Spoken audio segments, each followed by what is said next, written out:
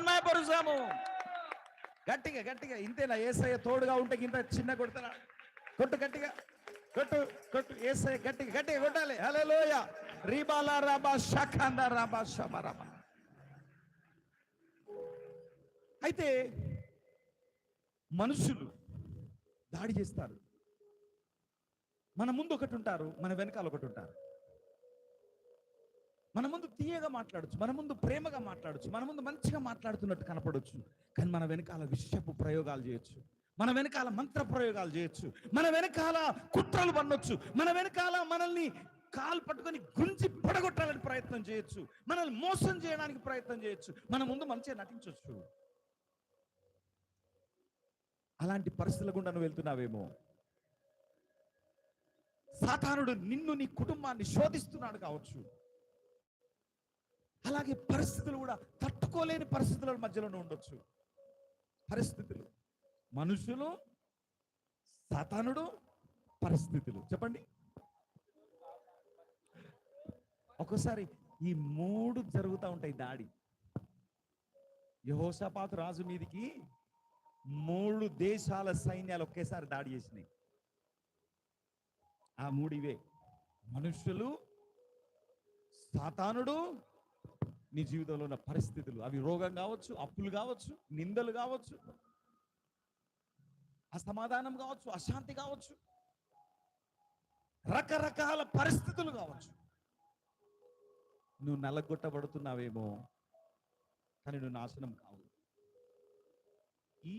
ఈ శ్రమల మధ్యలో యేసయ్య నీకు తోడుగా ఉన్నాడు. ఈ శ్రమల మధ్యలో మహిమా స్వరూపైన ఆత్మ మీ మీద ప్రకాశించుచున్నది. ఈ శ్రమల మధ్యలో దేవుడు మిమ్మల్ని ఆదరిస్తున్నాడు. ఈ శ్రమల మధ్యలో దేవుడు మిమ్మల్ని బలపరుస్తున్నాడు. ఈ శ్రమల మధ్యలో దేవుడు తన వాక్యం చేత మిమ్మల్ని నడిపిస్తున్నాడు. ఈ శ్రమల మధ్యలో మీకు కొత్త విషయాలు నేర్పిస్తున్నాడు. ఈ శ్రమల మధ్యలో దేవునికి దగ్గరగా ఉన్నారు. మీరు ఒక్కోసారి నిర్లక్ష్యం చేయొచ్చు, ప్రార్థన నిర్లక్ష్యం చేయొచ్చు, సంఘాన్ని నిర్లక్ష్యం చేయొచ్చు, ఆయన ఆరాధనను నిర్లక్ష్యం చేయొచ్చు. కానీ ఇప్పుడు ఆరాధనలో ఉత్సాహం పెరిగింది. ఇప్పుడు నాకు వాక్యం ఎక్కువ కావాలి, వాక్యం ఎక్కువ కావాలి. ప్రభువా నాతో మాట్లాడి, నీ వాక్యం లేదు నేను చచ్చిపోతాను దేవా, నీ వాక్యం నాకు కావాలి. వాక్యం గురించిన దప్పిక, ఆకలి. ఈ శ్రమలన్నీ ఏం చేస్తాయంటే దేవుని మీద ఆధారపడేలాగా చేస్తాయి. ఈ శ్రమలన్నీ ఏం చేస్తాయంటే నిన్ను క్రీస్తు వలె మారుస్తాయి. నీలో ఉన్న బలహీనతలన్నీ వెనకకి వెళ్ళిపోతా ఉంటాయి. నువ్వు మహిమ నుంచి అధిక మహిమకు మారిపోతా ఉంటావు. అందుకని దావీదు అన్నాడు, శ్రమ కలగక మునుపు నేను త్రోవ విడిచి తిని. చెప్పండి, ఏమన్నాడు? శ్రమ కలగక మునుపు నేను త్రోవ విడిచి తిని, ఇప్పుడు నీ వాక్యానుసారంగా నేను నడుస్తున్నానయ్యా. నిర్లక్ష్యంగా జీవించవచ్చు నీవు. మనలో ఉన్న నిర్లక్ష్యాలు, మనలో ఉన్నటువంటి పట్టింపు లేనితనము, మనలో ఉన్నటువంటి సోమరితనము, ఈ శ్రమలు ఎప్పుడైతే వచ్చాయో అవన్నీ వెళ్ళిపోతాయి. ప్రార్థన చేయాలంటే సోమరితనం కదా. సోమరి, ఎందాక నిద్రపోతావు, ఇంకా కొంచెం పండుకుంటా, ఇంకా కొంచెం పండుకుంటా అనేటువంటి సోమరి. ఎందుకంటే అన్ని మంచిగా ఉన్నాయి పరిస్థితులు. కానీ ఎప్పుడైతే శ్రమలు వచ్చినాయో నీ నీ నీ నీ ఒంటి మీద దుప్పటి ఉండదు. ఎప్పుడు లేవాలి, ఎప్పుడు ప్రార్థన చేయాలి, దుప్పటి పక్కకు పారేస్తావు, లేచి ప్రార్థన చేయడం ప్రారంభిస్తావు. చూడండి, ఈ శ్రమలు నీ నాశనము కొరకు రాలేదు కానీ నీ మహిమ కొరకు వచ్చాయి. ఈ శ్రమలు నీ మరణము కొరకు రాలేదు కానీ నీ మార్పు కోసం వచ్చాయి. ఈ శ్రమలు నిన్ను పేదవాడిగా చేయడానికి రాలేదు కానీ శ్రేష్టమైన ఆశీర్వాదాలు పొందుకోవడం కోసమే వచ్చాయి. నమ్ముతున్నారా? నువ్వు ఈరోజు కట్ట దారిద్ర్యంలో ఉండొచ్చు, అనేక ఆర్థిక సమస్యలను నలిగిపోతుండొచ్చు. శ్రేష్టమైన ఆశీర్వాదాలు రాబోతున్నాయి. ఎందుకంటే దేవుడు తన శ్రేష్టమైన ఆశీర్వాదాలు శ్రేష్టమైన ప్రజలకే ఇస్తాడు. ఆయన ఆశీర్వాదాలు మొయ్యగలిగిన శ్రేష్టతను మనం సంపాదించుకోవాలి. మనలో ఉన్న నటన, మనలో ఉన్న వేషధారణ, మనలో ఉన్న బలహీనతలు, మనలో దేవునికి విరుద్ధమైన క్రియలు, శరీరానుసారమైన ఆలోచనలు, శరీరానుసారమైన క్రియలు, దేవునికి విరుద్ధమైన అసమాధానం, దేవునికి విరుద్ధమైనవన్నీ ఎప్పుడైతే వెళ్ళిపోతాయో అప్పుడు శ్రేష్టమైన ఆశీర్వాదాలు నీ జీవితంలో ప్రవేశిస్తాయి. అందుకనే దేవుడే చేశాడంట ప్రజలను. నువ్వు అనుకుంటావు, ఎందుకు ప్రజలు నాకు ఈ విధంగా శత్రువులు అయిపోతున్నారు? నేను మంచిగానే ఉన్నాను, నేను వాళ్ళకి ఎన్నో మేలు చేశాను, నేను ఎన్నో సహాయం చేశాను, ఎంతో సహాయం చేశాను, అయినా వీళ్ళే, నేను నా ద్వారా ఎవరు సహాయం పొందుకున్నారో వాళ్ళే ప్రధానమైన శత్రువులు అయిపోయారు. మీకు విషయం తెలుసా? జీవితంలో పెద్ద శత్రువులు ఎవరో తెలుసా? నీ వలన అధికముగా మేలు పొందిన వాడే. నీ వలన సహాయం పొందుకున్న వాడే పెద్ద శత్రువు అయిపోతాడు. నువ్వెంతో ప్రేమిస్తావు, కానీ వాళ్ళ నుంచి ద్వేషం ఎదురవుతుంది. నువ్వెంతో వాళ్ళతో మంచిగా ఉండాలని ప్రయత్నం చేస్తావు, కానీ వాళ్ళు మాట్లాడరు. అందుకనే కీర్తనకారుడు అంటున్నాడు, మనుష్యులు మా నెత్తి మీద ఎక్కునట్లు చేస్తేవి. దేవుడే చేశాడు. మేము అగ్నిలో పడిపోయామయ్యా, నీళ్ళలో పడిపోయామయ్యా. ఎందుకు? దేవుడే పడగొట్టాడు. ఎందుకు? నిన్ను ఒక శ్రేష్టమైన వ్యక్తిగా మార్చడం కొరకు. నువ్వెప్పుడైతే, ఇప్పుడు చూడండి, రాత్రి మనం గిన్నెలు కడిగి పెట్టుకున్నా పాలవాడు రాగానే ఏం చేయాలమ్మా పద్మమ్మ? ఎందుకు కడగాలి? నైట్ ఆల్రెడీ కడిగి పెట్టిన, బోర్లేసి పెట్టినావు, మళ్ళీ పాలవాడు రాగానే ఏం చేయాలి నువ్వు? మళ్ళీ ఆ గిన్నెను కడుగుతావు. ఎందుకు కడుగుతావు? మీరు ప్రతిసారి పాలు ఒక పాత్రలో పోస్తున్నారనుకోండి, శుభ్రం చేసిన తర్వాతనే పాలు పోస్తారు. లేకపోతే ఏమైపోతుంది తెలుసా? పాలు పగిలిపోతాయి. పాలకే నువ్వు అంత జాగ్రత్త పడుతున్నావు, పాలు పగిలిపోతే ఆ రోజంతా బాధ అనిపిస్తుంది. అయ్యో, డబ్బులన్నీ వేస్ట్ అయిపోయినాయి. పాలు పగిలిపోతే పనిచేస్తాయా?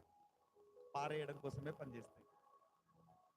ఒక పాల కోసమే నువ్వు అంత శ్రద్ధ పడుతున్నప్పుడు, ఆయన అమూల్యమైన ఆశీర్వాదాలు నీకు ఇవ్వడానికి ముందు నిన్ను దేవుడు సిద్ధపరచాలా వద్దా?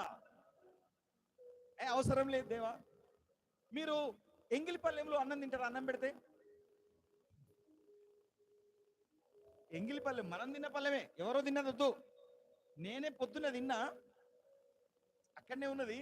మధ్యాహ్నం మళ్ళీ ఆకలైంది, మధ్యాహ్నం అన్నం వేసుకోవడానికి పోయినా, నా పల్లెమే, దాంట్లో వేసుకొని తింటారా? చాలు. హలో హలో, ఏం చేస్తా? నువ్వు తిన్నదే కదా, నేను తిన్నదైనప్పటికీ ఆ పల్లెన్ని నేను వాడను, ఇంకో పల్లెని తీసుకుంటా. Praise the lord. ఒకవేళ ఎక్స్ట్రా ప్లేట్లు లేవనుకో తప్పదు. మరి ఏం చేయాలి?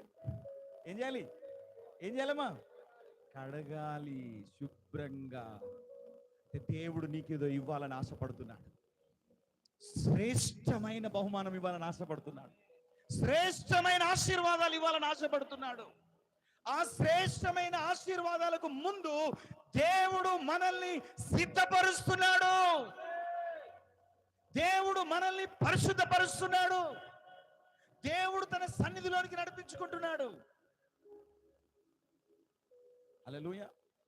మరి ఎంతమంది సిద్ధపడుతున్నారు? నువ్వు సిద్ధపడలేదనుకో, నువ్వు అదే ఎంగిలిపల్లెం అట్లనే పట్టుకొని ఉన్నావు అనుకో, దేవుని దగ్గర ఎంగిలిపల్లెం పట్టుకొని, దేవా ఇన్ లేయి,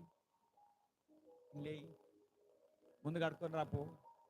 లేదు దేవా, ఇట్లనే మంచిగున్నది, నాకు ఇట్లనే బాగా మంచిగా అనిపిస్తాను, నీ ఇట్లా మాట్లాడితేనే నాకు చాలా ఆనందంగా ఉంది, చూడు ఎంత బాగున్నాయో నా మాటలు. పో, ముందు పోయి మాటలు మార్చుకొని రాపో. నీ నోరు మార్చుకొని, నీ నోరు మొత్తం వాసన వస్తుంది బిడ్డ. నీ నోట్లో అంత శాపం ఉన్నది, నీ నోట్లో అంత బూతులు ఉన్నాయి, నీ నోరంతా కంపు కొడతా ఉంది. ముందు నీ నోరు శుభ్రం చేసుకో. లేదేవా, నా నోరు ఇట్లుండకపోతే ఎవరు వినరు నా మాట, నా భర్త అసలే వినడు. హల్లెలూయా. కాబట్టి నా నోటితోనే సాధిస్తాను, నా భర్తను సాధిస్తాను, నా ఇరుగు పొరుగు వారిని సాధిస్తాను నా నోటితోనే. దేవుడు అంటున్నాడు, పట్టుకొని అట్లనే ఉండు. నువ్వు ఎన్ని రోజులు ఉంటావో అట్లనే ఉండు, కానీ నేను మాత్రం ఏమి ఇవ్వలేను. అందుకని ఆశీర్వాదాలు ఆలస్యమవుతున్నాయి. చాలాసార్లు క్రైస్తవులు ఏం చేస్తున్నారంటే వాళ్ళను మార్చుకోరు, దేవుడు కార్యం చేయాలని ఆశపడతా ఉంటారు. ఎవరైతే మార్పు చెందుతారో, ఎవరైతే తమ జీవితాలను మార్చుకుంటారో ఆశీర్వాదాలు ప్రారంభమవుతాయి.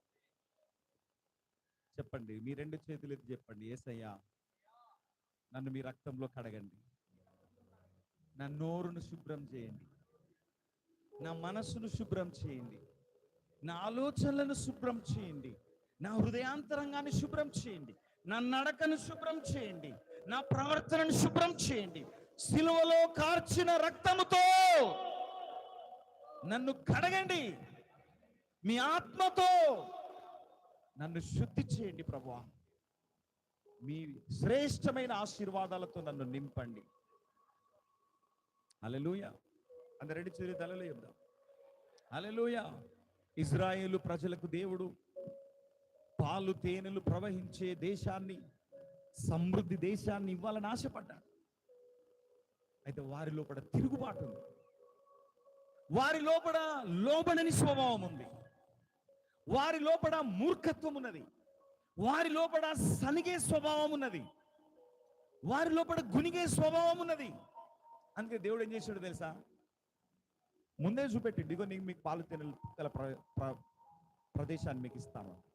కానీ వీళ్ళ లోపల మారతలేదు. ముందే ఉంది, కళ్ళ ముందే ఉంది, కళ్ళ ముందే కనపడతా ఉంది పాలు తేనెలు గల ప్రదేశము. ఇక్కడిక్కడే తిప్పుతున్నాడు కానీ అందులోకి తీసుకుపోతలేడు.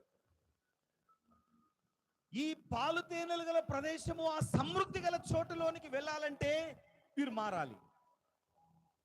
ఆఖరికి మారలేదు. మారలేకపోవడం వల్ల 40 సంవత్సరాల కాలంలో ఇజ్రాయేలు ప్రజలు సమృద్ధి కావాలని కోరుకుంటున్నారు కానీ సమృద్ధిని అనుభవించలేకపోయారు.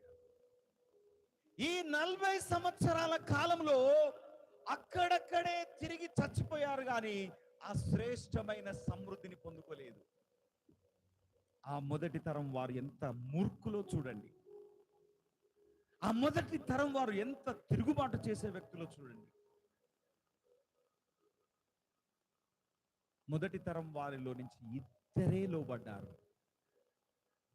ఎవరండి ఆ ఇద్దరు? గట్టిగా చెప్పాలి. కాలేబు, యెహోషువ. గట్టిగా చెప్పండి, ఎవరంటారు? ఆ ఇద్దరు ప్లస్ వారు బయలుదేరినప్పుడు 20 సంవత్సరాల ప్రాయం ఎవరికైతే ఉందో వారు. అంటే ఎవరో 20 సంవత్సరాల ప్రాయము? సెకండ్ జనరేషన్, రెండవ తరం. ఈ 20 సంవత్సరాల పైబడిన వాళ్ళంతా మొదటి తరం. ఆ మొదటి తరములో యెహోషువ, కాలేబులు మాత్రమే క్వాలిఫై అయ్యారు. అంటే ఆలోచన చేయండి దేవుని బిడ్డలారా, దేవుడు ఎంత సీరియస్ గా ఉన్నాడో ప్రజలు మార్పు చెందడానికి. కళ్ళ ముందే చూపెడుతున్నాడు కానీ ఇస్తలేడు. అందుకనే ఒక్కోసారి మన ముందే ఉన్నట్టే కనపడతాయి కానీ దాన్ని పొందుకోము. మన ముందే దాన్ని అనుభవించినట్టే కనపడుతుంది కానీ దాని దగ్గరికి పోలేము. ఎందుకో తెలుసా? ఇంకా మనలో మార్పు కోరుతున్నారు. అందుకనే 11 రోజులు ప్రయాణం చేస్తే వెళ్ళాల్సినటువంటి పాలు తేనెలు గల ప్రదేశము 40 సంవత్సరాలు తిప్పాడు వాళ్ళని అక్కడే. ఎందుకంట ఈ ప్రజలు అక్కడికి రావద్దు, ఒకవేళ రావాలంటే మారాలి. కాలేబ్ మారాడు, యెహోషువ మారాడు, ఇంకా ఎవరైనా మారుంటే వాళ్ళని కూడా తీసుకొని పోయేవాడు. కానీ మారలేదు. ఈ మొదటి తరం వాళ్ళు మూర్ఖులు, మొదటి తరం వారు లోబడని వ్యక్తులు. అయితే దేవుడు ఏం చేశాడో తెలుసా? రెండవ తరం వారిని లేపాడు.